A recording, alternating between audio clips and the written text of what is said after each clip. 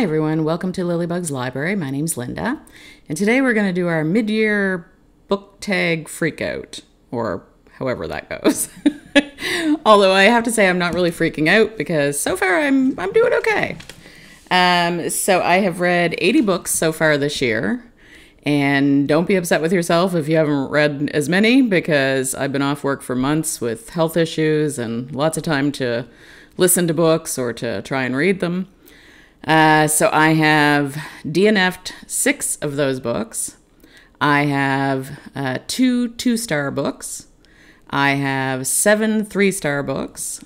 Lots of 4-star books because you can't do a 3.5-star on Goodreads. And 35 4-star books and 28 5-star books. So, hasn't been a bad reading 6 months or so. So in June, I have read 13 books and DNF'd 2 of them, so that makes 15. I'm not sure if I'm counting the ones that we haven't talked about yet, though. That might be a couple more in there. But let's get to the mid-year freakout tag. So, the best book you've read so far in 2024. That's a tough one. It was really hard to pick, but I would say The Secret Keeper by Genevieve Graham or The Women by Kristen Hanna. Those would be my top 2. The best sequel I've read so far in 2024. I don't know as I've read anything I would call a sequel. Sometimes I've read the second in a series, but it's not always a sequel per se. So if we're going just by it being the second one in a series, I would say The Cozy Mystery with the Chatty Corgi, and the second one was called Murder Always Barks Twice. So that would be as close as I came to a sequel.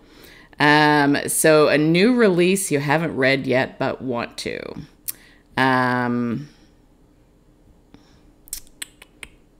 Gosh, I don't know really.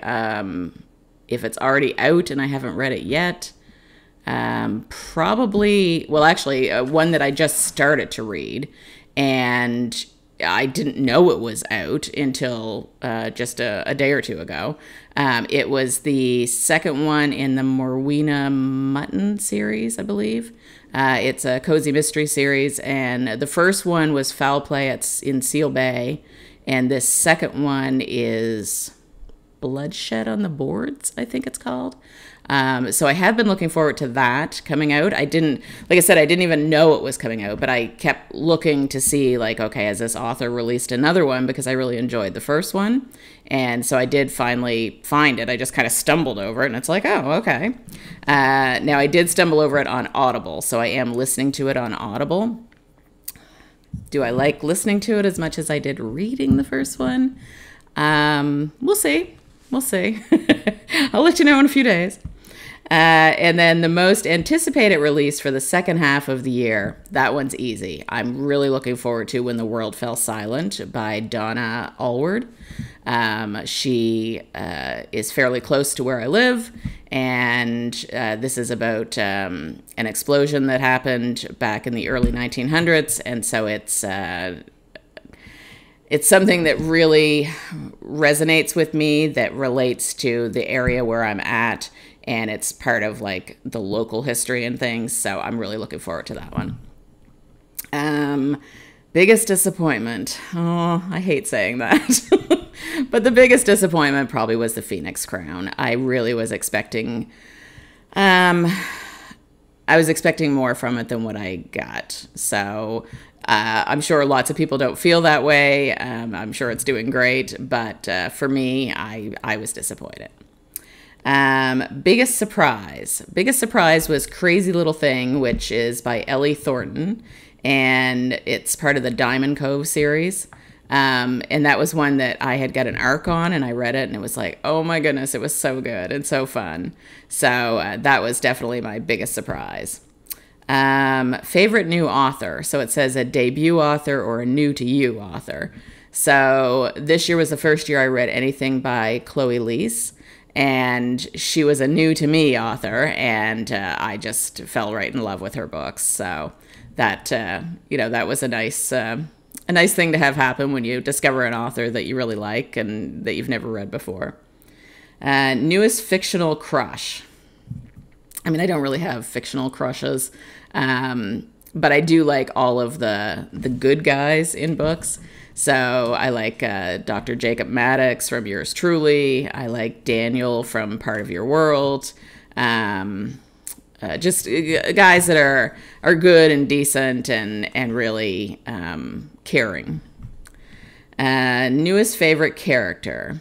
So probably Nora November from the book Nice Work, Nora November.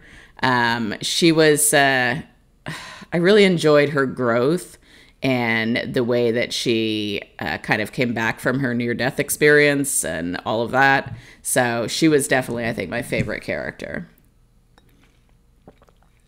Books that made you cry. Lots of books make me cry.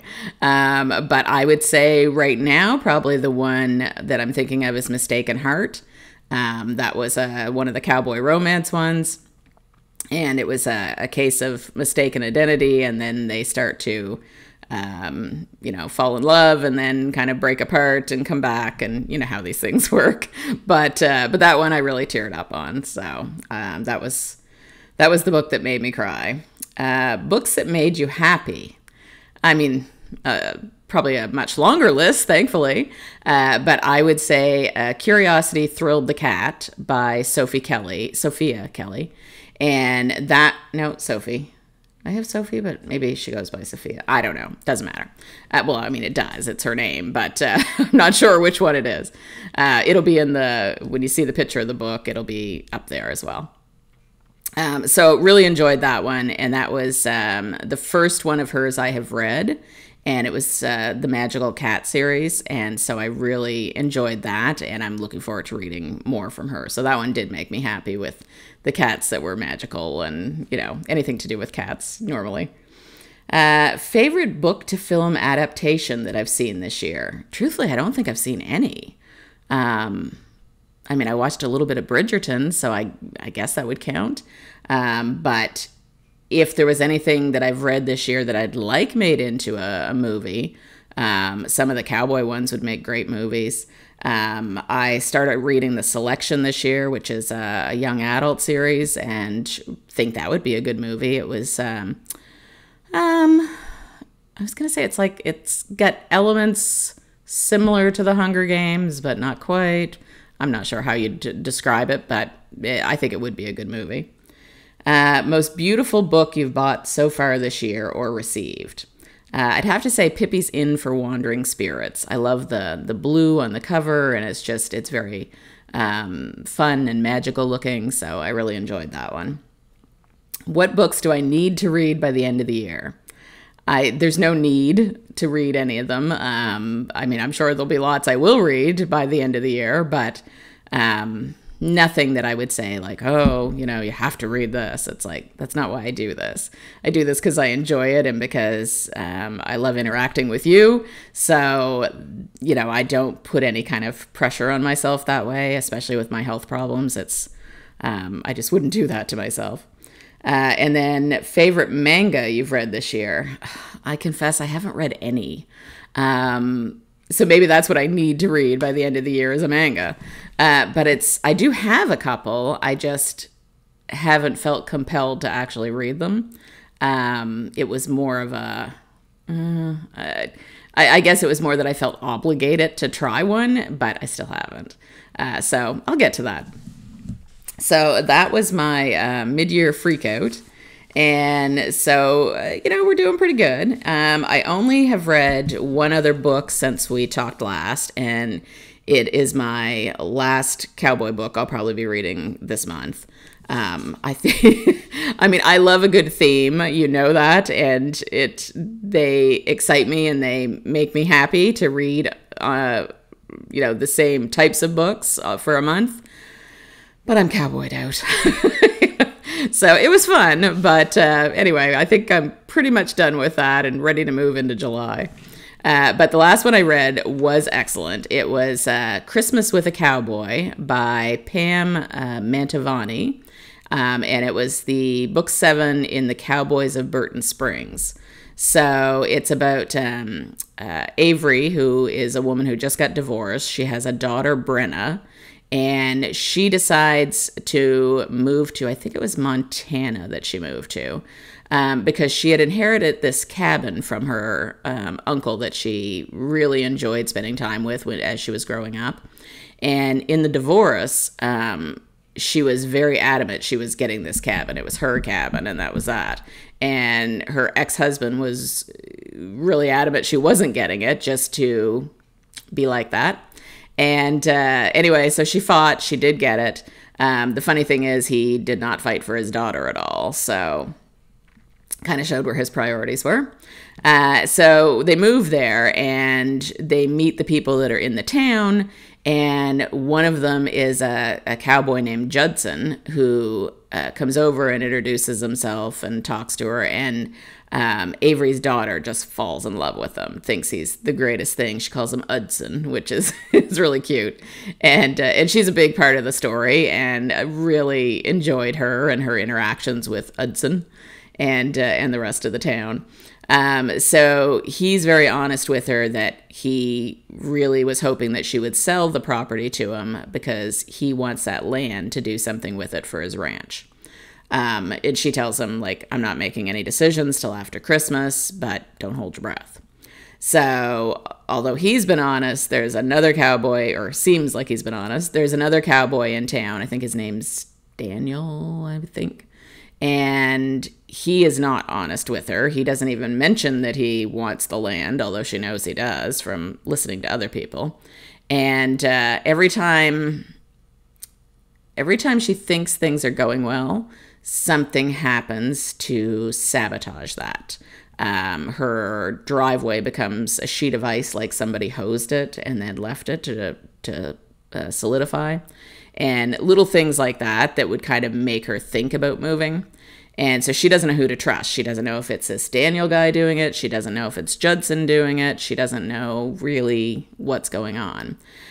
So it's a lot of her trying to figure out that and spending time with her daughter and things, and then getting ready for Christmas. And as this happens, she starts to get closer to Judson.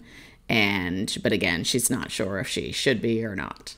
So anyway, it was excellent. It had lots of, great Christmas vibes. I wiped away a few tears with that one too. The little girl in it was absolutely adorable. And it's really something where you feel like you're rooting for all the right things to happen. And you, right from the beginning, you don't want it to be Judson that's doing any of this, because you really want him to be a good guy, because he seems like a good guy. So it was really engaging, and I don't know, made me feel like my heart was like the Grinch's, and it grew, with Christmas time. So yeah, really enjoyed that one, even though it was Christmassy. So I did start another one. It was another Audible one by Janet Daly, and it was called Texas Free. I didn't connect with it. I tried. I listened to it for quite a few hours, and I was not, I don't know whether it was because with Audible, I never know if it's the performance by whoever's reading the book or if it's the book itself. Sometimes I can tell which it is, but in this case, I'm not really sure. But anyway, for whatever reason, I didn't finish it. I just didn't connect with the characters. I didn't connect with the story. And, you might. I mean, it's Janet Daly's a very popular author, or at least was. I'm not sure how much she's writing anymore. But for me, it just didn't do it. So that was what I did over the last little bit. Our weather here has been absolutely crazy. So a few days ago, we had a couple of days where it was about 37 Celsius with the humidex, which is about 98 Fahrenheit. And then now today and yesterday, it's about 19 Celsius, which is about 66 Fahrenheit. And it's been raining and foggy, and we're back to spring weather, not summer. So we need the rain. I'm not going to complain. Last year we had a lot of wildfires and things, so I'm okay if it's raining for a couple days, but Hopefully not too long, because it tends to make everything hurt even more. So that is what's going on. So that's it for today. So I hope everybody has a great day, and hope it's nicer where you live than where I am. So talk to you soon. Bye-bye.